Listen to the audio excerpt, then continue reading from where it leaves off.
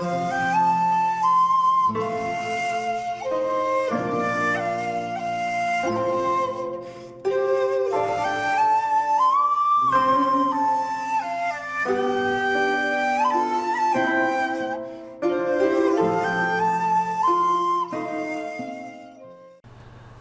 there, this is Saoirse Ronan from Saoirse Ronan Films, and welcome to my top 35 directors list. I was going to do a top 25 and then it got too difficult. Even the top 35's giving me headaches. I could easily do a top 50, but then it gets to the stage of a list of every director that I like. I would say the top 5 are concrete and in order, and the other 30 are fairly fluid and flexible. Again, I'm making this video in May 2019 when I have a full backlog. And if you've watched the under review video in my director series, you'll know that there's a lot of great directors that I just haven't seen enough of to make a kind of judgment on. So I'm hoping to do another top 25 or top 35 or top 40 like the charts directors list once I've gotten through a large chunk of my backlog. I might actually do a backlog video to show you the scale of the mountain that I have to climb. But I might be too ashamed to actually show it off. Let me know in the comments if you want to see a massively long video of all the films that I've still to watch. So without making this video ridiculously long, let's begin. And of course I would like to see your lists of your favourite directors too. Maybe not a top 35, but by all means go for it. So let's start with everybody's favourite Canadian Armenian director, Egoyan. This is his film The Adjuster from 1991. I really should do a random review of The Adjuster because I think it's a masterpiece.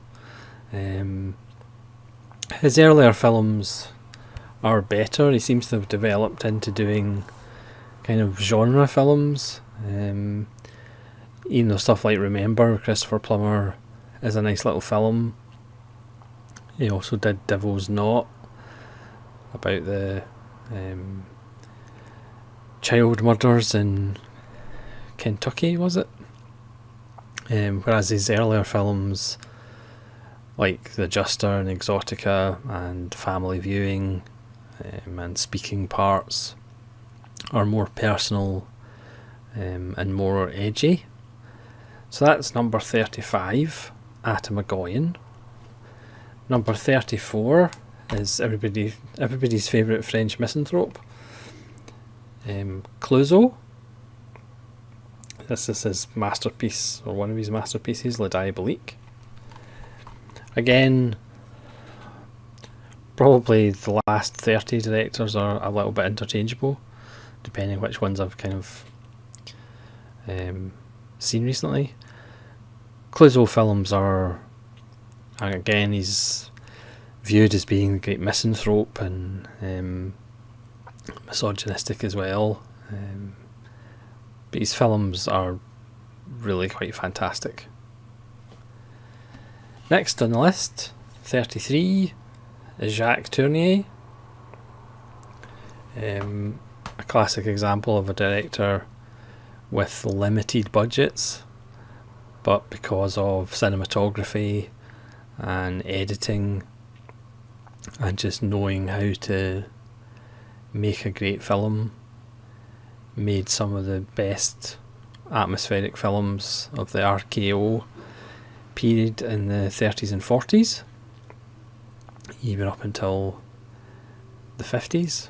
There's actually one of his noirs coming out on Arrow Academy quite soon. So that's number 32, I believe. Nope, number 33, beg your pardon. Number 32 is David Mamet. This is a Criterion release of his best film, in my opinion, Homicide. Mamet, who's arguably more famous for being a playwright, he's one of those guys that has just a wonderful idea of dialogue and pithy dialogue, and sometimes quite sweary dialogue. His films are generally about identity and the kind of charade that we put up to other people and to ourselves about who we really are and what we're really up to. His film Spanish Prisoner is actually getting a Blu-ray release. I think I pre-ordered it and it's on the way to me, which is rather good. The Spanish Prisoner is a nice little film with Campbell Scott and Rebecca Pidgeon. Again about a con, and it's very entertaining. So at number 31 is Brian De Palma. This is the Arrow Steelbook of his marvellous musical Phantom of the Paradise, which now might actually be my favourite musical of all time. It's just absolutely wonderful. Again, De Palma is a very good director technically. He often gets labelled as ripping off Hitchcock, which I think is a little bit unfair because De Palma's probably better than Hitchcock. And Hitchcock actually ripped off De Palma, even though he made all these films before De Palma did. In an alternate universe, Hitchcock actually ripped off De Palma. Number 30 is a relatively modern filmmaker. There is actually a couple of contemporary filmmakers on the list, which is hard to believe, because I will admit one of my weaknesses and where I maybe fall short comparison to other YouTubers is my knowledge of kind of modern cinema. I'm not really that well versed in modern directors and modern releases, but it's Kim Ji Wooon from Korea. This is A Bittersweet Life, which is awesome. This is the Nova Media. His films are just beautiful, well acted, usually a little bit of violence, but done so beautifully. There's a kind of fatalism in his films that I love. Any helpings of fatalism and I'm right there. And speaking of fatalism, director number 29 is Jean-Pierre Melville. This is his masterpiece, Le Samurai, or one of his masterpieces. Melville in the 50s essentially redid the American gangster film, but made it even more cooler. The cinematography is even more spare and sparse. Lots of empty shots of Paris streets at night. And Bob Le Flambeur, Le Doulos, Le Cercle Rouge, amongst others. You could argue not the most varied director in the world, but the genre of films that he did are all fantastic. So at number 28, apologise for keep looking down in my notes to see who's who. It's Takashi Miike. This is The Happiness of the Katakouris, which is another fantastic musical. It's the completely insane version of Kim Ji Woon's The Quiet Family. Takashi Miike is prolific. He started in the J video, so he would make like 6 films a year before he kind of broke through internationally with Audition. And he doesn't really show any signs of slowing down.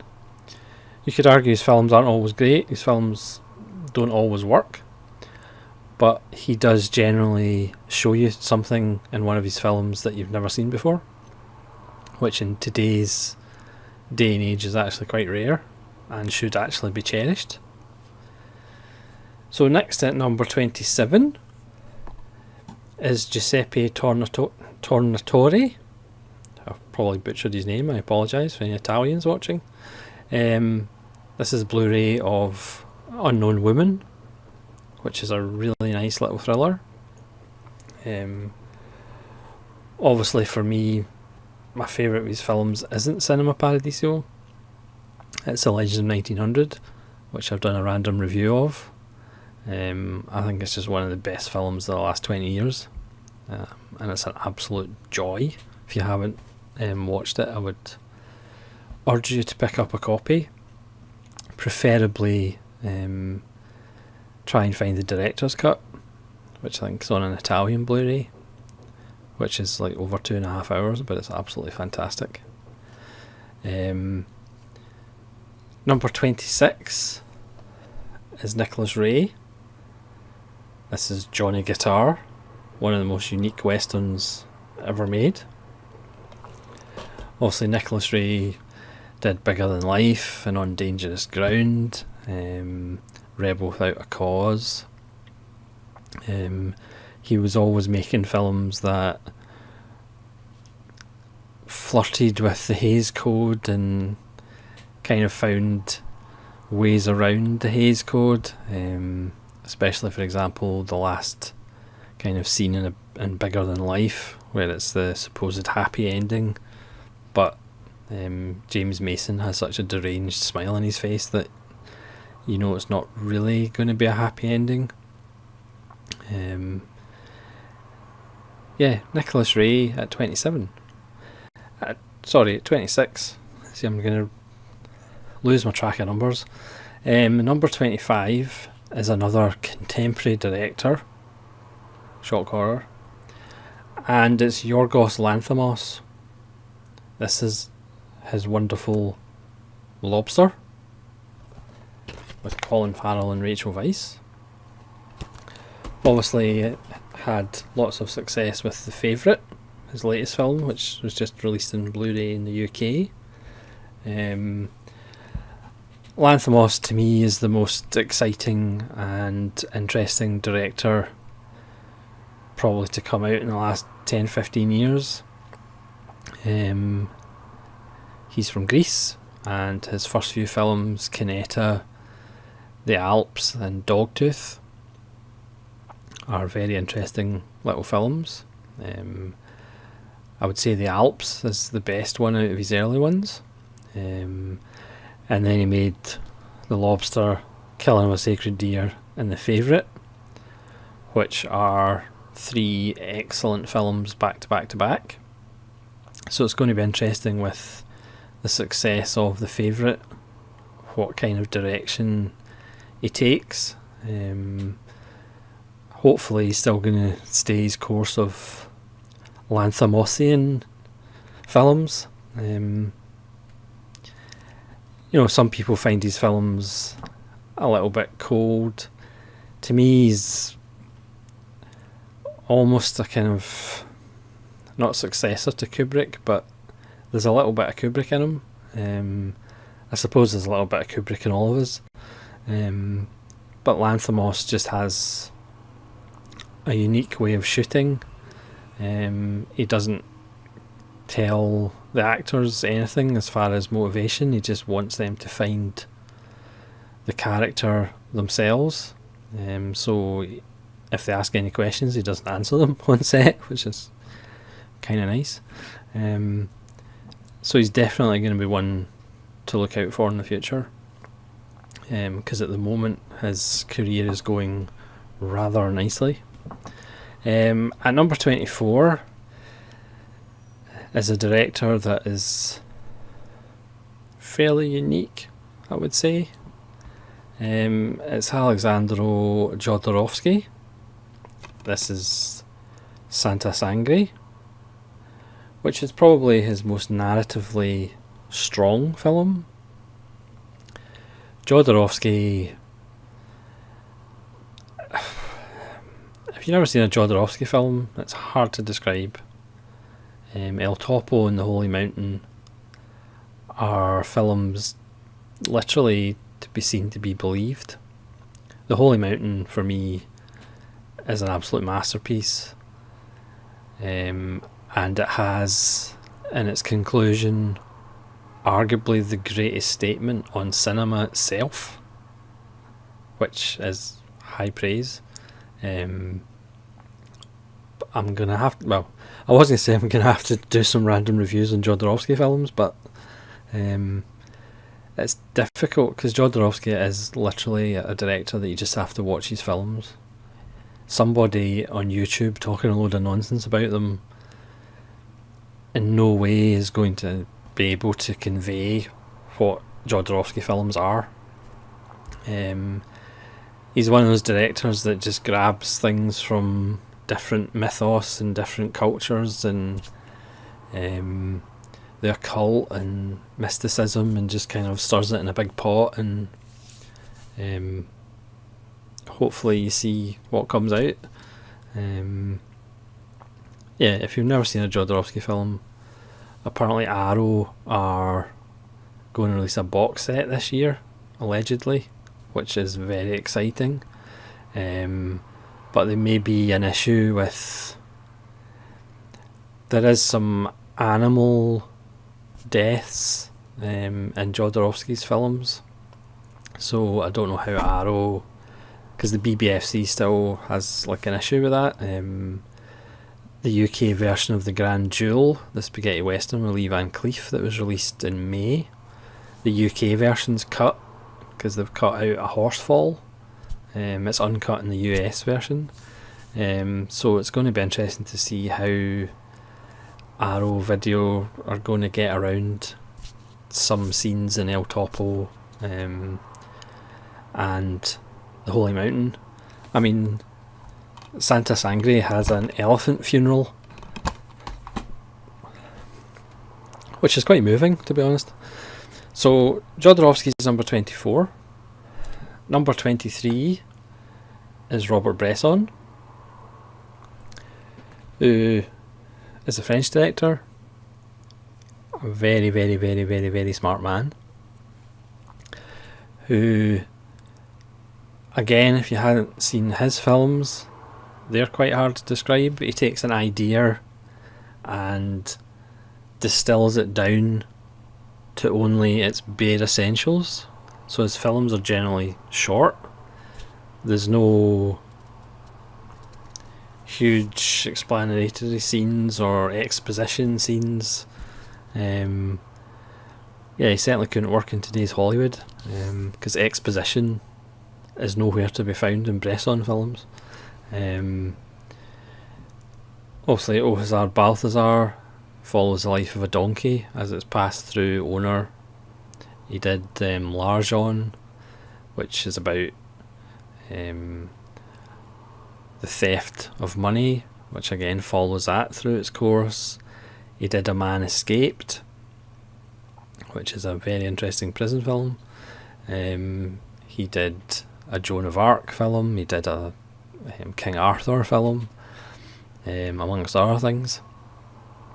Yeah, his films are special. I think that's the best way to describe Robert Bresson. At number 22 is Satyajit Ray, India's greatest film director. I'm hoping to do a series on Saiji, but I'm just going to make a short video mentioning 2 or 3 upcoming series. But Saiji, again, in loose terms, you could argue is like the French Renoir, or his films are deceptively simple, they are pastoral, but they're actually very insightful about the human condition, and we see a part of India that we've never really seen before. If the first time you saw it, if you've seen Pather Panchali, it's just a view of the world that you've never really seen before. So I'm hoping to do more on Saiji films. So number 21 is Louis Bunnell, who, this is Exterminating Angel, by the way, which is one of his masterpieces, which is a really nice film about a bunch of rich middle class people having a meal, and they can't actually get out of the room, and they turn to all manner of things like the occult, or they find Christ, or cannibalism. There's no explanation to why they can't get out of the room, because it doesn't really matter why they can't get out of the room. I mean, Bunnell, such a playful director, but also a savage satirist, and a really good director of actors, and his films are an absolute blast. So at number 20, the Coen Brothers. This is their best film, as far as I'm concerned, Miller's Crossing, which some people might argue is actually the least Coen Brothers-y of their films, if that makes any sense. Because obviously sometimes their films are a bit quirky or a bit oddball. Certainly their recent output is a bit hit and miss, but they have made some really good films. Miller's Crossing, No Country for Old Men, apart from the one scene that really annoys me, No Country for Old Men. The version of True Grit was really good. The Big Lebowski is fantastic. Blood Simple, Raising Arizona, The Hudsucker Proxy is really underrated as their Capra homage. Again, you could argue that the Coen Brothers films are essentially a thin veneer, and there's perhaps not a lot underneath that veneer, but it is quite a nice veneer. So number 19 is Werner Herzog. Again, another director that I would quite like to do a series on. He's a master at fiction films and non-fiction films, which not a lot of directors could probably say. Obviously Shizlovsky started in documentaries, Louis Malle did some documentaries, there's probably others that I've forgotten. But Werner Herzog has such a broad spectrum of films, such a broad spectrum of great films that he's done. And again, if you haven't seen a lot of Herzog, there's a wonderful BFI box set that kind of fluctuates in price. You should really try and get that when it's cheap. So number 18 is John Carpenter. This is arguably his most underrated film, In the Mouth of Madness, with Sam Neill and Jürgen Prochnow. Carpenter made some seminal horror science fiction films. We all know what they are. And he made one of my favourite films of all time, The Thing, which I don't know whether you can see behind me on that rack. I got the VHS version Blu-ray of The Thing, so I think that now gives me 6 different versions of The Thing. I'm still after that German Das Ding box set, but I'm not paying 120 quid for it. Yeah, The Thing's one of my favourite films of all time. Probably my top 10. Granted, there's about 53 films in my top 10, but that's a different story. Yes, the latter part of his career wasn't as good as the other part of his career, but there's quite a lot of directors like that. Number 17 is Fritz Lang. Now, Fritz Lang's so good that I haven't seen a few of his silent films, but he's still in at 17. Granted, all these are flexible apart from the top 5, really. Yeah, he did noirs when he came to America. Obviously, his films Metropolis and M are masterpieces. Again, just one of those other German immigrants who came to Hollywood and basically dominated and took over Hollywood. Yeah, Fritz Lang, excellent film director. Might be a bit of an understatement. At number 16 is Orson Welles. The greatest what if director of all time. What if the studios hadn't butchered all of his films, with the exception of Citizen Kane? You could make a slightly off the wall argument and say he made the early seminal film noir in Citizen Kane and essentially ended film noir with Touch of Evil in 1958.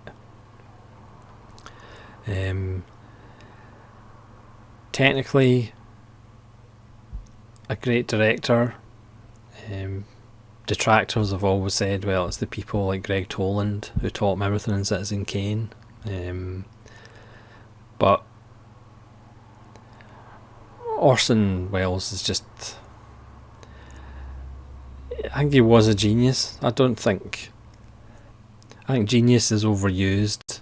And in cinema I don't think there's that many geniuses. Even my favourite director of all time, I wouldn't necessarily say he was a genius. I would say he was a master. But for me, maybe only Orson Welles and Stanley Kubrick, I would say, were actual geniuses. But again, what if we're Orson Welles? What if we actually saw the full version of Magnificent Ambersons with an extra 45 minutes? Number 15. Again, it's the top 35 directors, but it's kind of my favourite 35 directors. Number 15 is Tal Hartley. This is the Magnificent Amateur. Again, Tal Hartley is one of those guys that's maybe not that well known.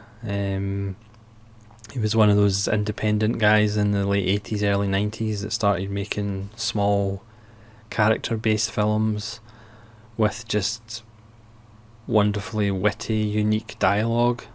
And his films are just absolute treats. And if you're not familiar, you should really try and check out his films, because they're just beautiful, exquisite little character studies. At number 14, speaking of little character studies, it's Jim Jarmusch, and this is the Plain Archive lovely edition of Patterson, which is his wonderfully little underrated film about a bus driver who writes poetry in his spare time. Jarmusch has had a pretty fantastic career. Again, he manages to make films that he wants to make. Occasionally there'll be kind of sleeper hits. Other times they'll just fall between the cracks, but he still manages to make the films he wants to make. Obviously Down by Law and Only Lovers Left Alive is, I think, one of the best films of the last 15 years. Dead Man, Ghost Dog with Forrest Whitaker, Night on Earth, Stranger Than Paradise. I could go on. Just, again, slightly off kilter. You sometimes need some patience with Jarmusch, because he just goes at his own pace and he just expects the audience to actually have patience. So for people who are used to the quick rapid fire cutting of today's cinema, Jarmusch films might be a bit jarring, but they really are rewarding, and stand up to repeated viewings. So number 13 is Tarkovsky. Yeah, there's some directors you don't actually need to say their Christian name. Tarkovsky only made 7 films before he died prematurely. His films, you have to make an investment.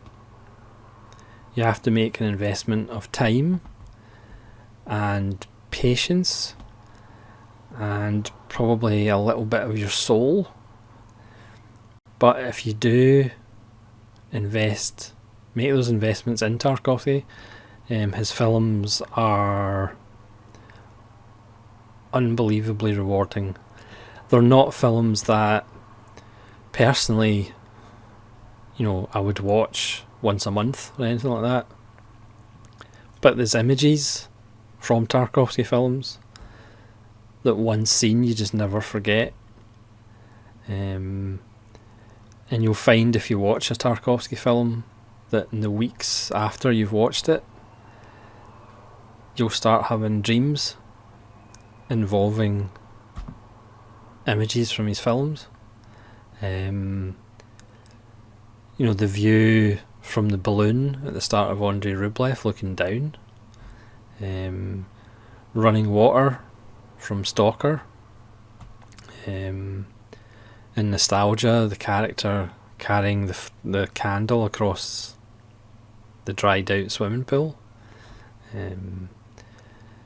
the images of Ivan, the photographs floating down in the building from Ivan's childhood. His images are, the last image from Nostalgia, which I won't say what it is for people who haven't actually seen his films, or the final images of Solaris, or What Happens to the House in The Sacrifice. It's just powerful images that pretty much just stick with you for the rest of your life, whether you like it or not. Tarkovsky at 13. At 12 is Takeshi Kitano. Now again, people might argue he's a one-trick pony, but if you've seen Kikujiru or Dolls, or Two Takeshis, there is a few more feathers to Kitano's bow rather than just gangster films. His films are absolutely beautiful. They sound great. Joe Hisaishi usually does his scores. There's a playfulness, but there's also a brutality in his films. Even though his films are violent, if you actually look at them closely, a lot of the violence is actually in the cut, how they're edited. So his films are probably actually less violent than you think they are, because your mind actually fills in the blanks. And his films are always enjoyable and very watchable. Takeshi Kitano at 12. At 11 is Stanley Kubrick. Arguably the best technical director. Certainly influential from 2001 to Steadicam and The Shining to inventing lenses. Kubrick's films are usually about not the best parts of humanity, about the flaws in humanity. Again, he perhaps asks more questions and gives answers, but again, that's kind of the job of great artists. Life doesn't give answers, so why should directors? Number 11, Kubrick. Number 10 is Michael Mann. This is his really underrated Miami Vice. The first time I saw it, I wasn't that impressed with it, but the more I watch it, the better it gets. I'm not a huge Jamie Foxx and Colin Farrell fan, but Miami Vice really is nice. Michael Mann is really influential on people like Christopher Nolan. You can't watch a Christopher Nolan film without going, that looks like Michael Mann. Obviously his films Heat, Manhunter is the best Hannibal Lecter film, and it's not even close.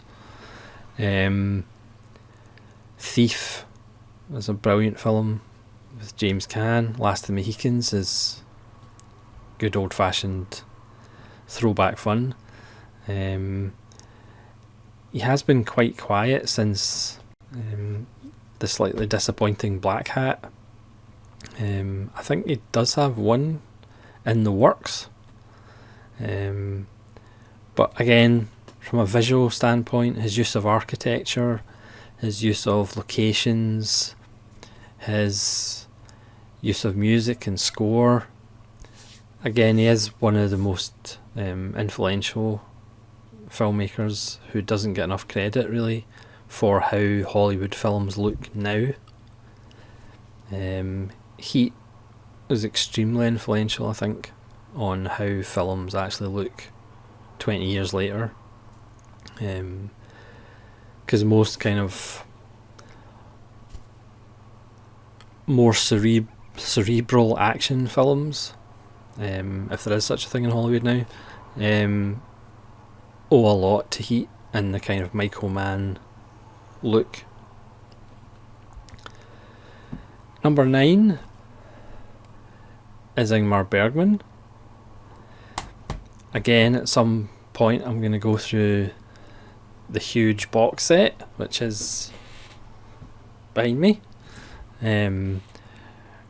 Bergman films, when you think about them, are actually quite simple. Most of the time it's just talking heads, but the ideas and the stories and his obsessions, they're cheap to make, but very expensive on the brain. Everybody knows these seminal films, but he also made a lot of really good smaller films, like Winter Light and The Magician, to name two. So again, not everybody's cup of tea, and again, very much like Tarkovsky, you have to be in the right mood, but again, that's not a bad thing. Yeah, Ingmar Bergman at number 9. At number 8 is Sergio Leone. It's Once Upon a Time in the West, which is in the argument for my favourite film of all time. Sergio Leone, there's films that when I grew up, when I didn't know anything about cinema, you can argue I still don't know that much about cinema, but one of the films that I loved before I knew really what cinema was about was The Good, the Bad and Ugly,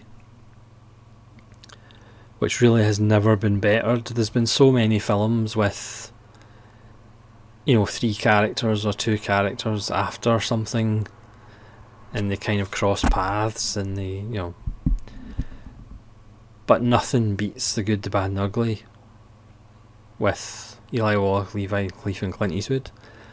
3 characters who would quite happily kill each other over $1, but they also have a respect for each other, and they also have kind of a liking for each other, and that kind of relationship I don't think has ever been bettered in a film.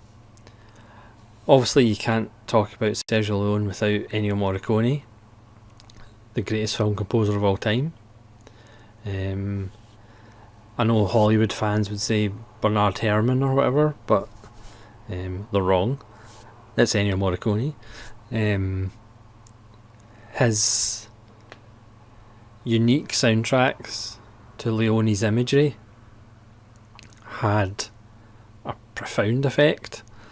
And like I said, The Good, the Bad and Ugly I've probably seen, I don't think 50 times would be an understatement. It's just a masterpiece, as is Once Upon a Time in the West. I mean, Once Upon a Time in the West, for some reason, was never really in the television growing up. It's only in the last, say, 15-20 years it's actually kind of had greater circulation. And I remember reading, before I saw it, about the opening scene, which is essentially the scene from High Noon but extended. And I was thinking, because everybody said, oh yeah, the opening's amazing, and it's like, how could this live up to it? But when I actually saw it for the first time, it just blew me away, because it is just, it's amazing. It's like 11 or 12 minutes, and it's just absolutely perfect.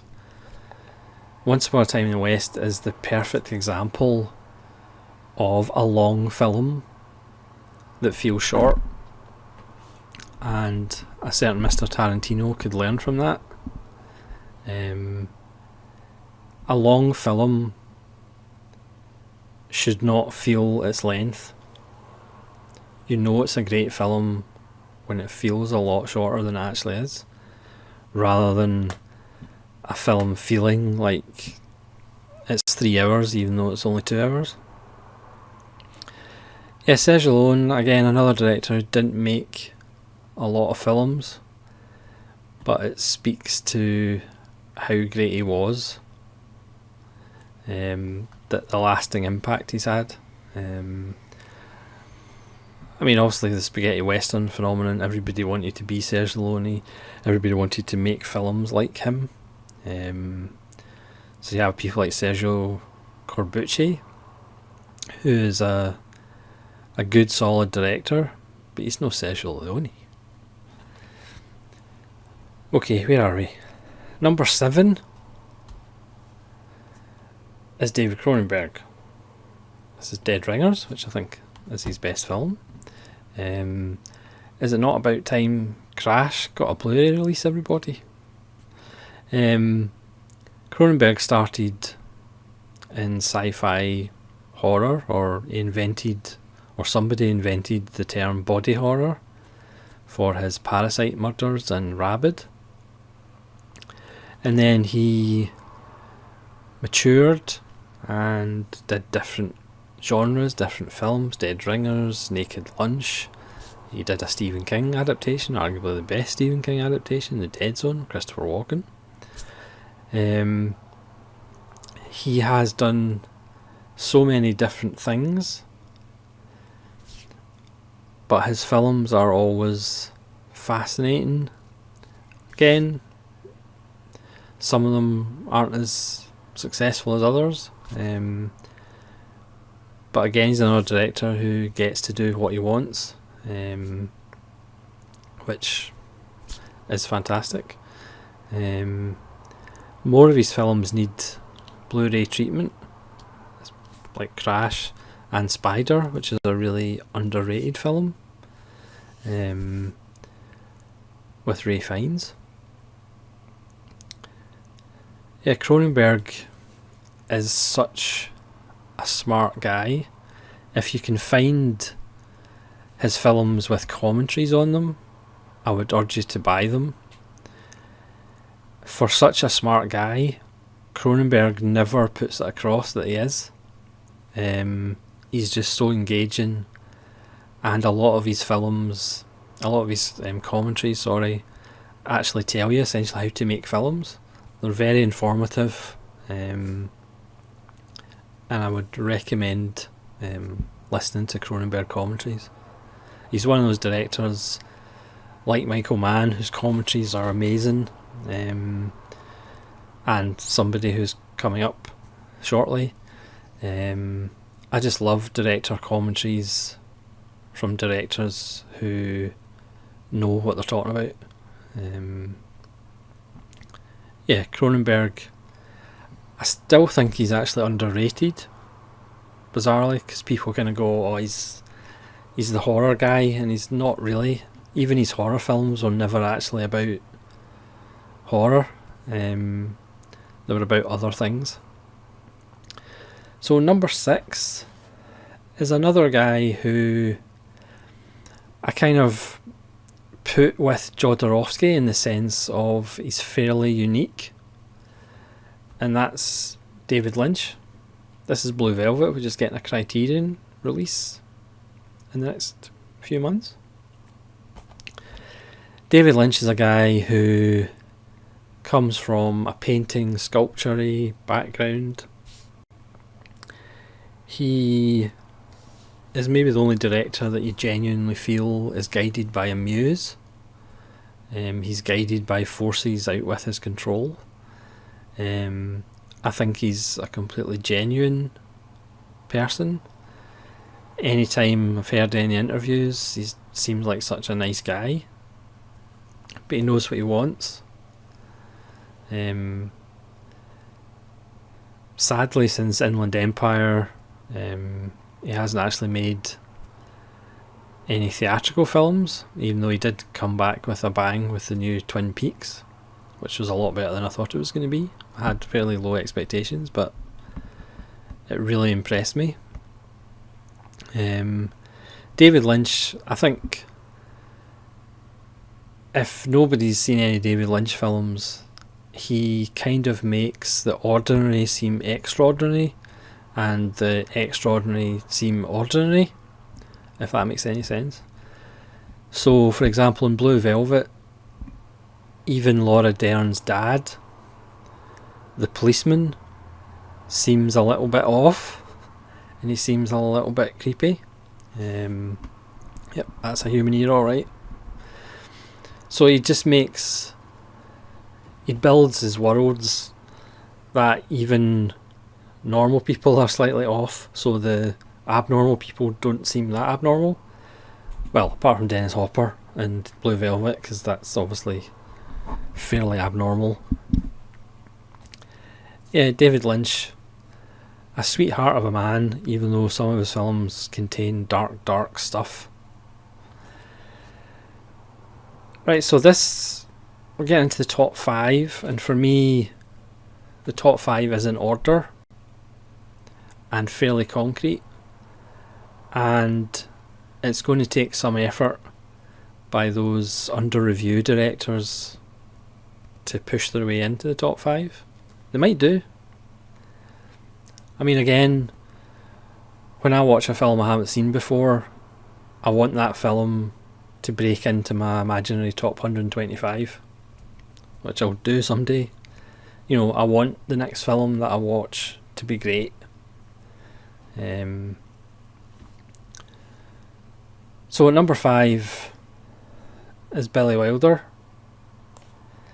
Billy Wilder's scripts, most of them written by I.A.L. Diamond, are just so good.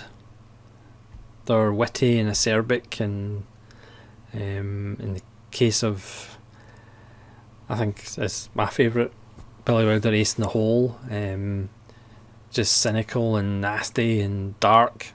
He obviously made lots of really, really good films, and 4 or 5 masterpieces, in my opinion. Even a film like The Private Life of Sherlock Holmes, which is absolutely wonderful. I just wish the extra hour of that film could turn up. We're talking about Orson Welles and his missing parts. The extra hour of Billy Wilder's Sherlock Holmes turning up would be fantastic. Not much more to say about Billy Wilder. His dialogue, his characters, the pace of his films, different subject matter. Lost Weekend about alcoholism, Ace in the Hole about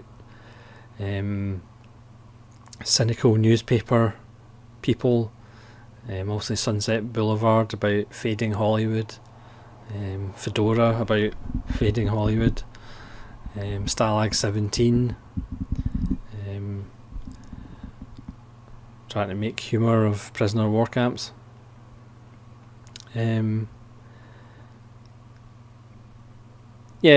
Billy Wilder, if you haven't seen his films, it's time to reassess, because a lot of them are gold.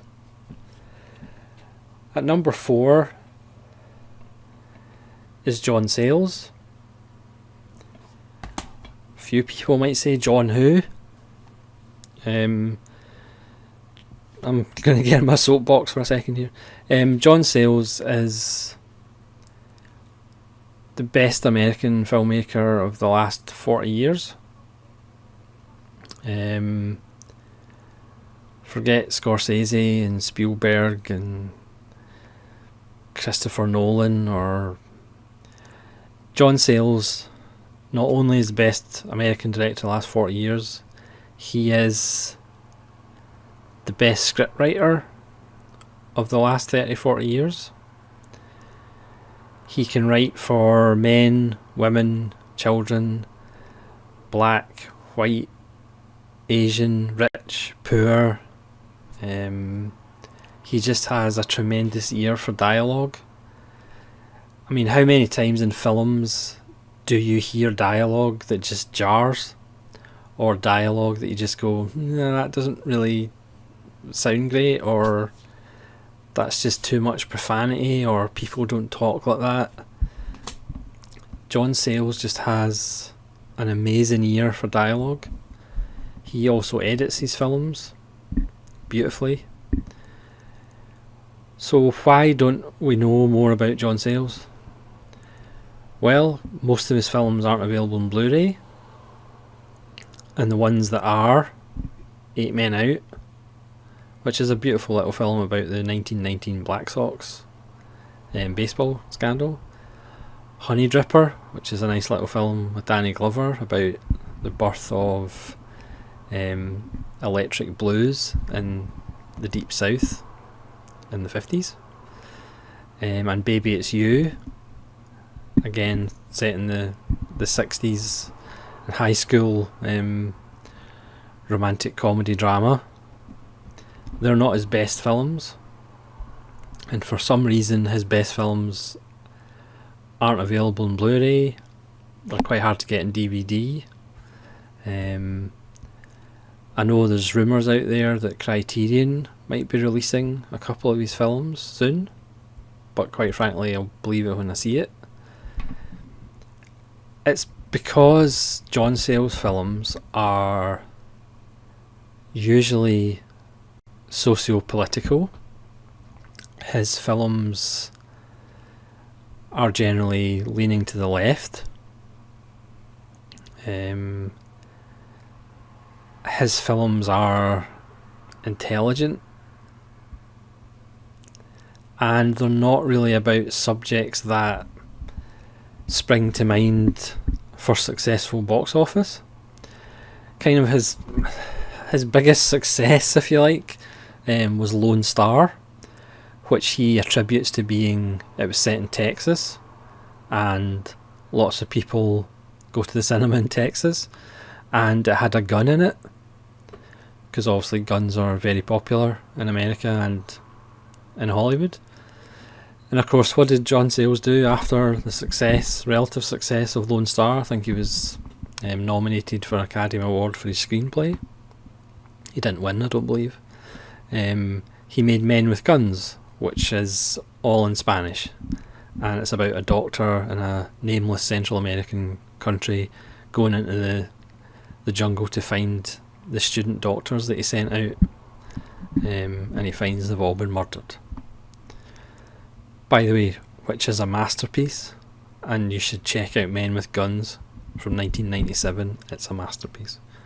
I apologise for going on a rant, but I just love John Sayles films. Again, he struggles for financing. His latest project, Carlisle School, which is about camps that were set up to take Native Americans to Americanise them or Westernise them. You can imagine that's going to go down a treat when it comes out. He's been trying to finance that for years. His last film, Go for Sisters, he made for $1 million. It just kind of upsets me that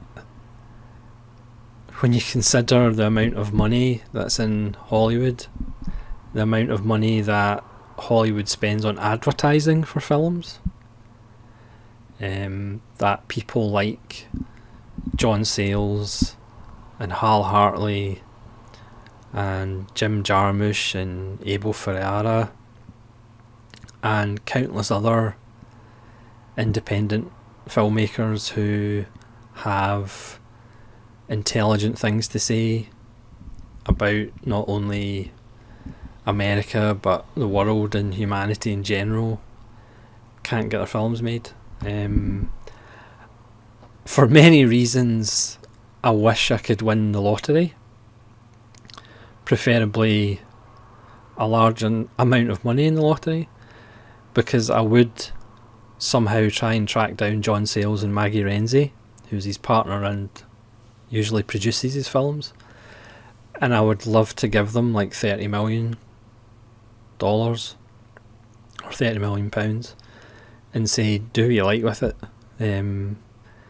make 5 films with it, please.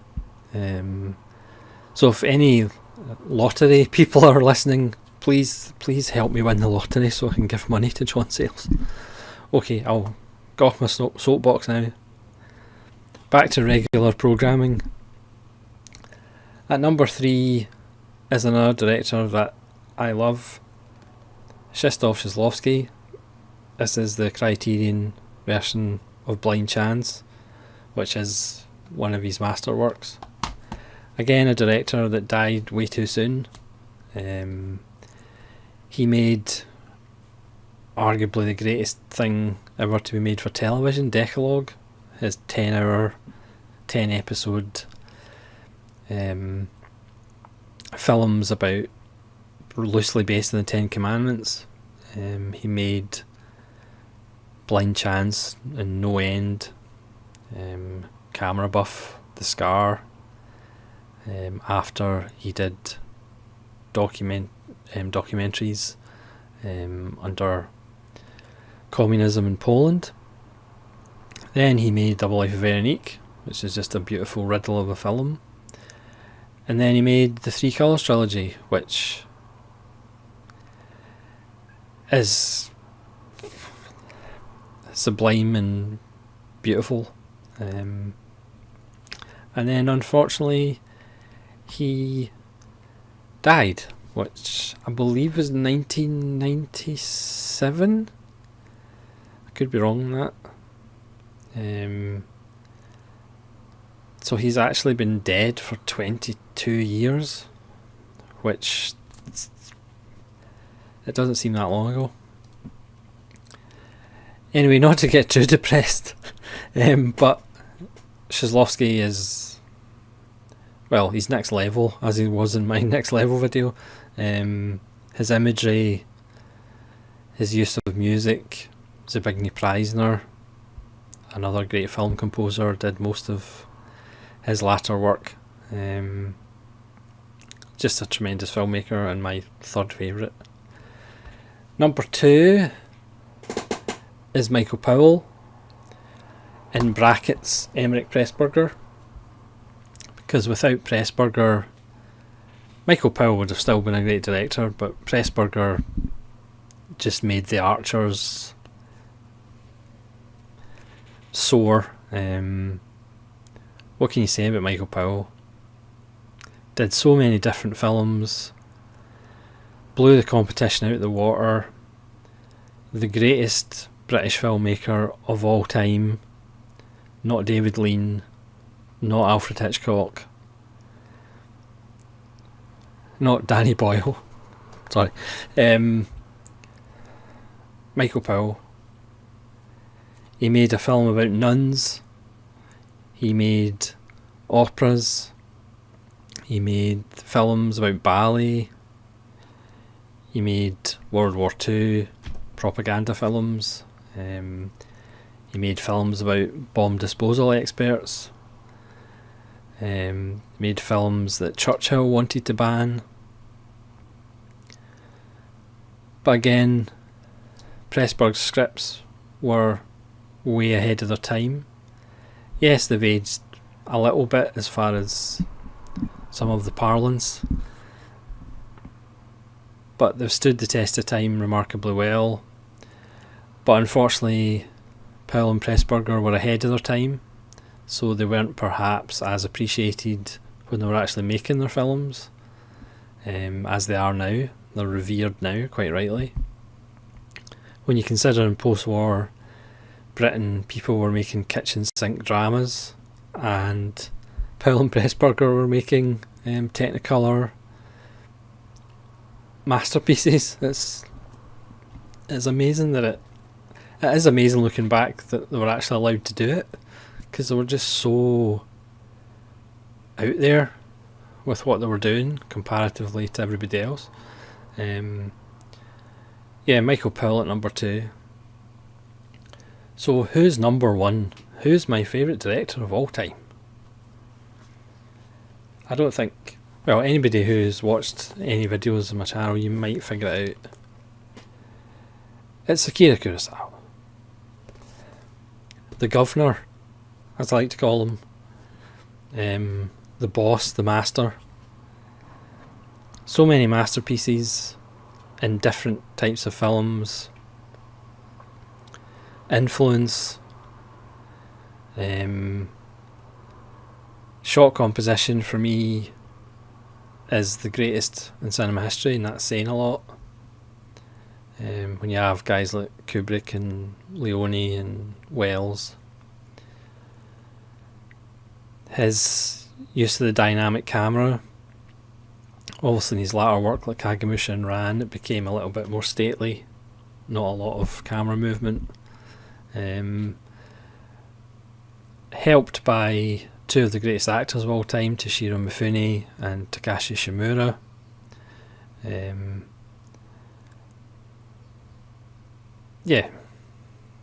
Not any surprise that Kurosawa is my favourite film director. I can't remember whether I saw Yojimbo first or Seven Samurai first. I've got a feeling I saw Yojimbo first. I've mentioned it before in videos, but in the UK, BBC Two late at night used to be an absolute goldmine for films, especially at Christmas. They used to put on seasons, like film noir seasons or Bergman seasons, or French New Wave.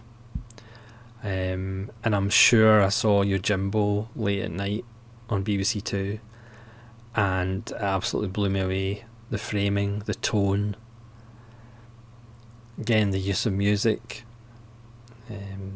the dynamic camera, and just having a character that does these things not for money, not for love, not just because he's bored. He throws a stick up at the start of the film to decide which way he's going to go. And that's fairly unique in films, that a character's motivation is essentially he's got nothing better to do. And then I saw Seven Samurai, and maybe being a little bit melodramatic, but for me, your life can pretty much be counted as before you see Seven Samurai and after you see Seven Samurai, because you're never quite the same after seeing Seven Samurai. Yeah, one of the rare films, there's also a few films, but one of the rare films where when people die, you're genuinely upset about it and you're angry about it. But again, that's why Kurosawa is one of the many reasons why Kurosawa is the boss, in my opinion. He knew, even though he's one of cinema's great humanists, he knew that life essentially was terrible and terrible things happen, but you have to kind of face those terrible things and show those terrible things, because if you don't, you're not being true as an artist or a person. So thank you very much for watching this top 35. If there's people that I've left off that you think should be in the top 35, it's either because I need to study their work more, or I'm not that much a fan of them. But please let me know. Again, you don't necessarily have to do your top 35, but if you can try and do your top 10, I would be very interested to see it. So thanks very much for watching if you stayed to the end. I apologise for the video's length and going on a rant, but I love John Sayles. And thank you very much for watching. This is Solitary Ronan saying farewell.